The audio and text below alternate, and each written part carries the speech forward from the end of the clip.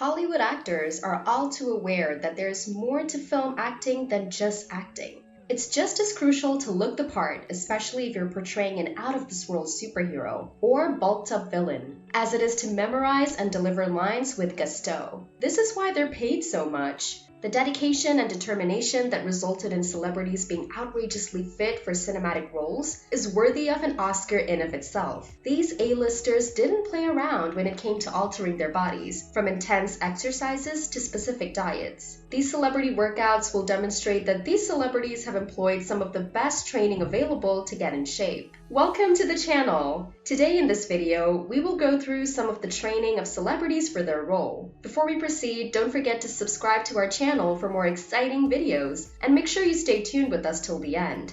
You don't want to miss out on this interesting video. Michael B. Jordan. Michael B. Jordan is usually in fantastic form, but the body he shapes in training depends on the character he's playing. When the actor began preparing to play Killmonger in Black Panther, he had just finished playing Adonis in Creed. Both positions are quite physical, but they are also very distinct. The first is a boxing hero, and the second is a supervillain. Furthermore, Killmonger was Michael's first time playing a villain, so he had to do everything he could to immerse himself in the character's mind and body. All of these things, according to Michael's longtime trainer Corey Calliet, helped define his client's regimen. Corey stated that the idea for Michael to play Adonis was to get lean. There was a lot of running and boxing throughout the program, but if his Creed training was focused on becoming cut, his Black Panther training was focused on getting huge. Michael and Corey intended to create a physique that would astound everyone. So using the framework he'd established for Creed, Michael discarded his high cardio regimen in favor of heavy weight training centered on curls, squats, and bench presses. Michael's nutritionist is also Corey, and for Black Panther, he had his client consume 5 to 6 meals per day on a carb-heavy diet, rich in potatoes, eggs, bacon, and poultry. Michael was able to fill out his upper body and gain 15 pounds of muscle as a result of this. But soon after Black Panther, he returned to the ring for Creed 2, which meant he and Corey had to reintroduce Adonis.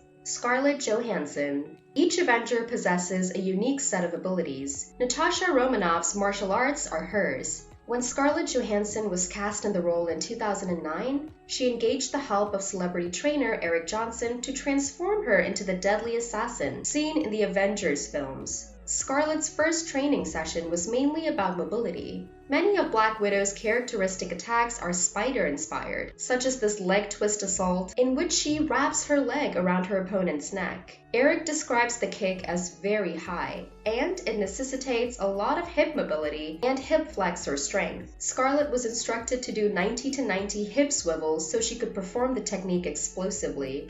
The second round of her training focused on increasing her power. During this part of the workout, Eric had Scarlett perform a 245-pound deadlift and a single-leg pistol squat. Many individuals believe that punches can only be delivered from the arms or upper torso. However, Eric claims that in order to generate power, it has to come from the ground all the way up to that fist. Scarlett's peak conditioning was the focus of the third and final phase. Scarlett's performance was refined at this phase in terms of aesthetics. For one thing, Eric had Scarlett practice her post-set recovery, recovering control of her breathing and lowering her pulse rate as quickly as possible, so she could better manage her face on camera.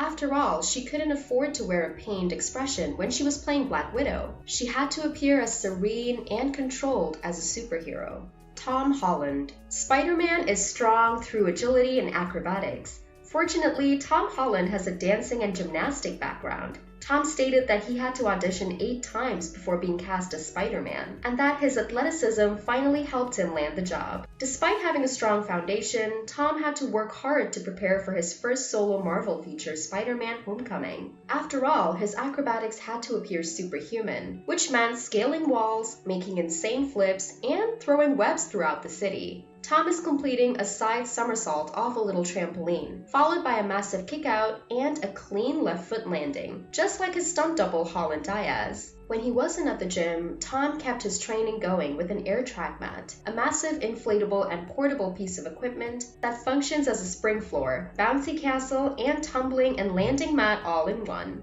This was where he practiced his twists, flips, and side somersaults. Tom was determined to execute most of his own stunts, but he needed to complete CrossFit-style circuit exercises to ensure he could work on set day in and day out. Tom underwent intense martial arts and combat training to hone his Spider-Man reflexes. Then there was the issue of aesthetics, of fitting out the Spidey outfit while yet appearing attractive outside of it.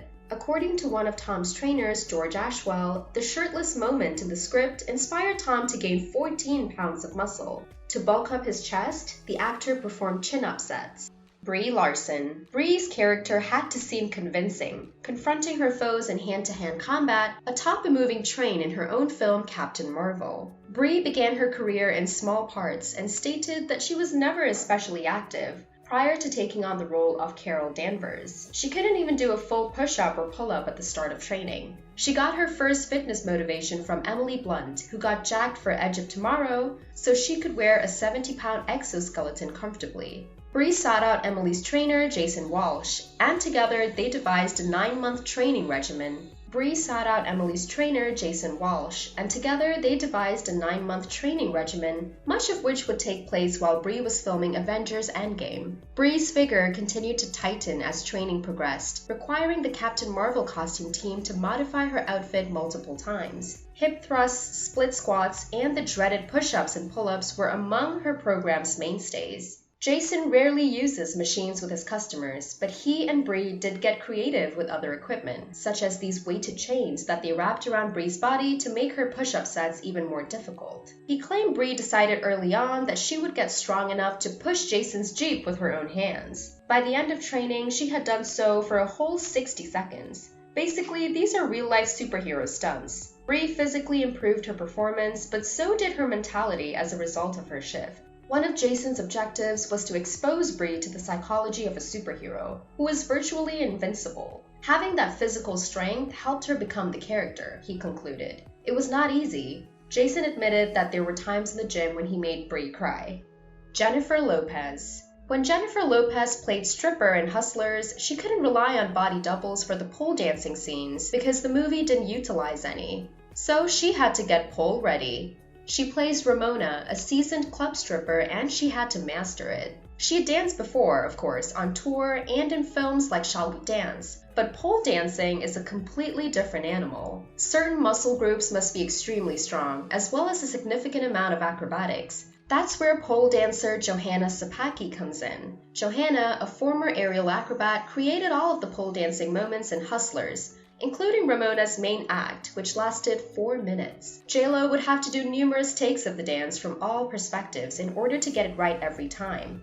To fulfill the challenge, the actor installed a portable pole into each of her homes in New York City, Los Angeles, and Miami, allowing her to train at all times. Johanna began her training with climbing and basic spins, creating the groundwork for pole dancing. It took some time for J-Lo to develop a fast, smooth rotation on the pole after that. As Johanna stated, as a dancer, you spin on top of yourself. Pole dancing is similar to riding a carousel around a fixed point. The inverted splits were the last item to perfect. This was supposed to be Ramona's one big wow moment, in which she turns upside down the pole and sustains her entire body with just her arms and shoulders. It needs a lot of core strength, upper body strength, and an excellent grip to invert and then hold that position on the pole. Johanna would initially spot J-Lo as she practiced pulling herself up. J-Lo, on the other hand, was able to complete upside-down splits on her own after only 2 months of training. Learning the pole dance was one of the hardest things I've ever had to do for a part, according to the actor.